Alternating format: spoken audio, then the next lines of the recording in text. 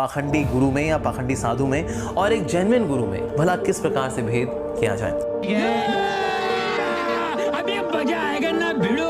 एक बागेश्वर धाम सरकार आ गया आजकल, एक पांडवखर सरकार चल रहे हैं और सारे के सारे पाखंडी। मीडिया सिर्फ पाखंडी लोगों को ही हाईलाइट करता है, सच्चे साधु सच्चे गुरुओं को कवर नहीं करता। जगह जगह कथाएं हो रही हैं, लोगों को उल्लू बनाया जा रहा है। मीडिया में कवर नहीं होते तो इसलिए हमें ये नहीं सोचना चाहिए कि सारे के सारे बदमाश हैं, सारे के सारे नकली हैं ना। ये सारे फेल हो लिए, इनके पास जवाब नहीं है। क्या सारे धर्मगुरु नकली पाखंडी हैं? आज इसी विषय को विस्तार से क्लियर करने के लिए हम आपके बीच कुछ आध्यात्मिक जानकारों के विचार लेकर आए हैं। इन आध्यात्मिक जानकारों में एक तरफ हैं अमोघ लीला प्रभु जी व कुछ अन्य आध्यात्मिक जानकार, तो वहीं दूसरी ओर हैं संत रामपाल जी महाराज। इन आध्यात्मिक जानकारों में किसका ज्ञान उत्तम है? कमेंट करके हमें अपनी राय अवश्य दें।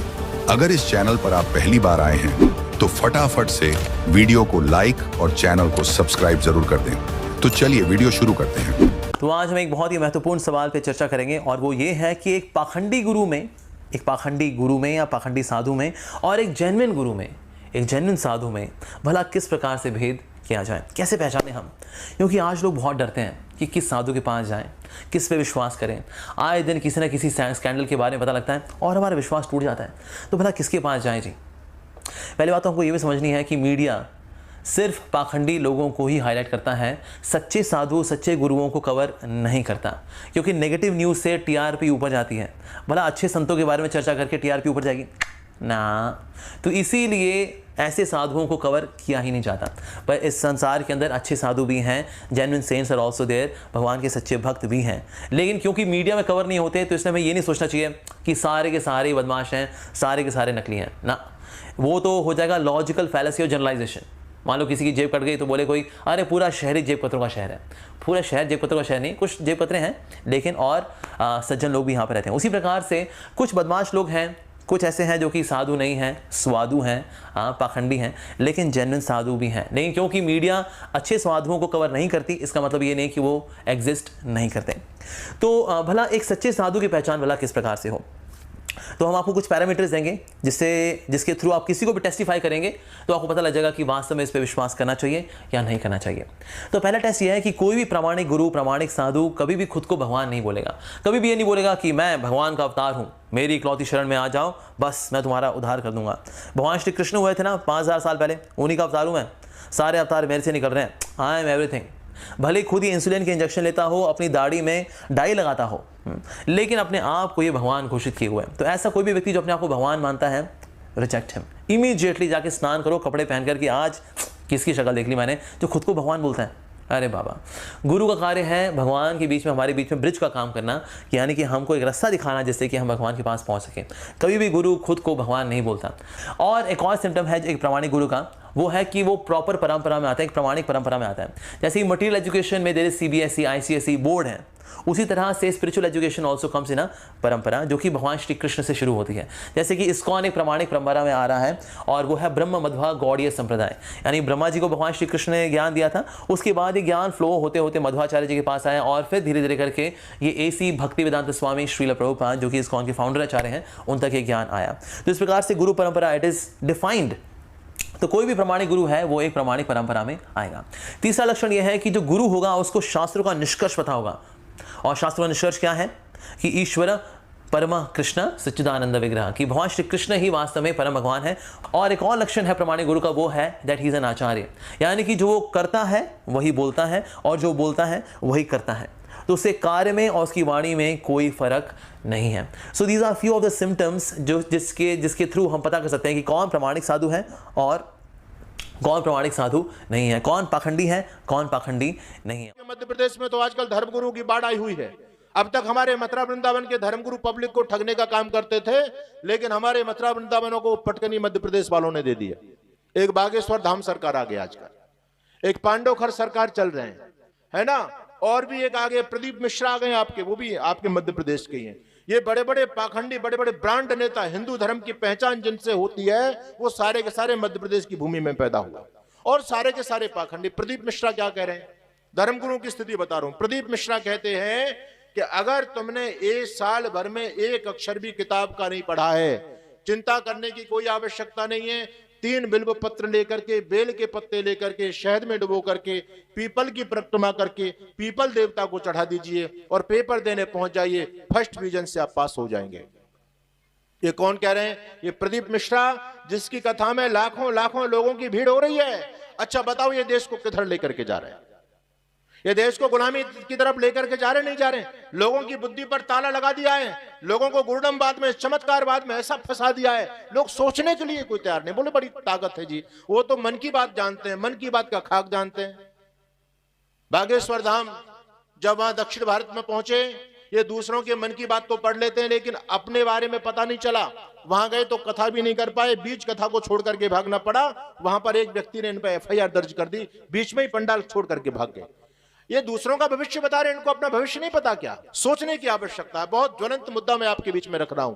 हो सकता है आप लोगों को इन बातों पर अभी कम यकीन होगा, लेकिन आने वाले समय में जब आप अपनी दुर्गति देखते हैं, धर्म की पतन की, दिन प्रतिदिन पतन हो रहा है, ये पाखंड चरम सीमा पर बढ़ता चला जा रहा है। जगह जगह कथाएं हो रही हैं, लोगों को उल्लू बनाया जा रहा है। कोई भूत प्रेत के नाम से, कोई जिन्न पिशाच के नाम से, कोई शनि राहु केतु के नाम से, कोई वास्तु शास्त्र के नाम से, तो कोई ज्योतिष शास्त्र के नाम से पब्लिक को ठगने का काम कर रहा है।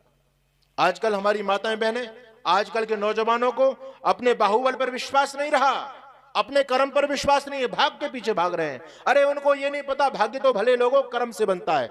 यदि तुम्हारा कर्म अच्छा है तो निश्चित रूप से तुम्हारा भाग्य अच्छा बन जाएगा। और ये भाग्य तुम्हारे हाथ की रेखाओं में नहीं लिखा होता, बल्कि भाग तो अपने भुजदंडों की ताकत पर बनाया जाता है। अपने कर्म पर विश्वास रखो, किसी भी पाखंडी के चक्कर में फंसने की आपको आवश्यकता नहीं। कुछ नहीं है, ये हाथ देखने वाले हैं ना, सारे के सारे पाखंड। इसलिए आर्य समाज आपको जगा रहा है। ये पाखंड देश की अधोगति का कारण बना। ऋषि दयानंद कहते हैं पाखंड देश की अधोगति का कारण बना। आज भी चरम सीमा पर पाखंड बढ़ रहा है। ये देश को पतन की तरफ लेकर के जाएगा।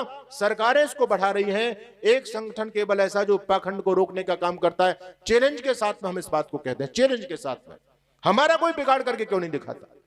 दोस्तों, अभी आपने सुने इन सभी आध्यात्मिक जानकारों के आध्यात्मिक विचार। आइए अब सुनते हैं संत रामपाल जी महाराज के आध्यात्मिक विचार।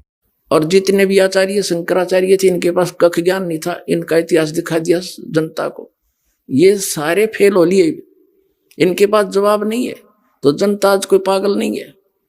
और ये जो नकली संत महंत कबीर पंथी या दूसरे हैं, ये ना होते, जैसे जो श्रद्धालु इन संता के नहीं फंसे हैं और एक कॉमनली जैसे कोई मंदिर मस्जिद में जा रहे हैं, मंदिर में जाते हैं, आप पूजा करते हैं, व्रत करते हैं, या सालासर वैष्णो देवी जाते हैं, उन्होंने जब ये ज्ञान देखा, सुना और प्रमाण देखे पुराणों में, तो तुरंत आगे वो फटाफट आने लगी। ये तो बात सच्ची है। जिन पुराणों को हम रोज पढ़ते थे, अरे जिनको सत्य मानते हैं, उनमें क्या लिखा रही है? धर्मगुरु क्या बकवाद कर रहे हैं? इन्हें बैठा दिया हमारा। तो वो सीधे आगे, और दूसरे अभी अटके बैठे हैं, क्योंकि वो किसने पूछे? अपने गुरुजी थे। गुरुजी तक जिसकी नहीं पहुंचे था अपने उस आसपास के भगत भाइयों से। वो भगत भाई वो बांग पी रहे हैं जो उनके गुरुजी ने प्यार रखी है। तो वो इसलिए अभी वो ज्यादा बाधा बन रही है। कुछ दिन और लगेगा, इनकी जड़ निश्चित कति करें की तरह काट के धर दूंगा, और फिर आप आ जाएंगे, बाज गए।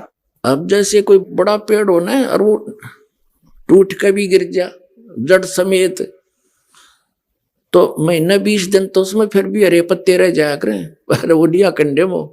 तो ये सारे से कर दिए, थोड़े दिन में सारे सूख जाएंगे और भगतात्मा जान जाएंगे। खकता इनके पास, इतना अनमोल जीवन नाश कर दिया। 3-3, 4-4 पीढ़ी डबो इन राधा स्वामी वालों ने, इन कबीर पंथियों ने। तो पुण्यात्माओं, सत्संग किसे कहते हैं? सत्संग वो है जिसमें केवल सत्य बताई जा, झूठ का समावेश ना हो। इनके पास सारी झूठ सतनाम की चीज नहीं, इनके पास कोई भी, तो वो सत्संग नहीं है। अब सत्संग का अर्थ है परमात्मा की महिमा, परमात्मा की गुण बताई जा, कि परमात्मा कैसा है, कौन है, कहाँ रहता है, और परमात्मा की हम खोज कर क्यों रहे हैं, उससे हमें लाभ क्या होगा, ये सारा ज्ञान। और फिर वो भगवान प्राप्ति कैसे होगी, तो ये सब मिलाकर सत्संग कहलाता है। अब जैसे अब दास जो सत्संग जिस उद्देश्य से कर रहा है, इस दास का उद्देश्य है कि आप जी को जहां जहां आप लगे हुए हो और उस संत या महंत या पंथ को और उस ज्ञान को सत्य मानकर पहले उन्हीं से परिचित कराऊं कि कौड़ी को आप लाल लिए फिर रहे हो। और ये सब प्रमाण रह कर देने का दास का उद्देश्य है कि आपको इतना ट्रेंड कर दूं कि आप स्वयं परख लो और नकलियों ने छोड़ दो। तो पुणात्माओं दास आपको वो पारखी बनाना चाहता है। इन नकलियों ने सब न छोड़ के और लाल ग्रहण कर ले, आके अपना कल्याण कराओ। धनी हो भक्ति का, आपका मोक्ष आपके परिवार का मोक्ष होगा। और एक बार ये सभी ये जितने भी नकली पंथ हैं ये खत्म तो होंगे, क्योंकि परमात्मा का वचन है कबीर साहब का। अभी घना टाइम ना लग गया इसमें।